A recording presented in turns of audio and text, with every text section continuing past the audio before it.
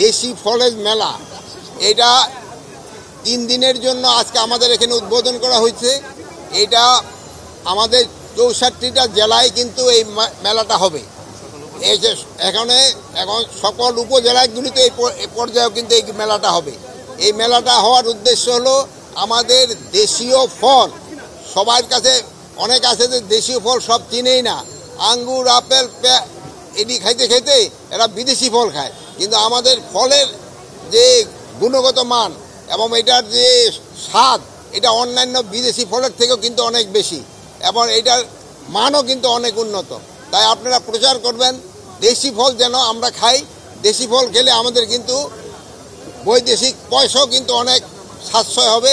আরেকটা প্লাস আপনারা শুনে আনন্দিত হবেন যে আমরা কিন্তু বিদেশে প্রচুর পরিমাণ আম কাঁঠাল এগুলি কিন্তু পাঠাচ্ছি, পেয়ারা এইবার চায়না কিন্তু নতুনভাবে আমাদের আম পাঠানো শুরু হয়েছে এবং এটা যেন বাড়ে, তবে কৃষকরা অনেক উপকৃত হবে।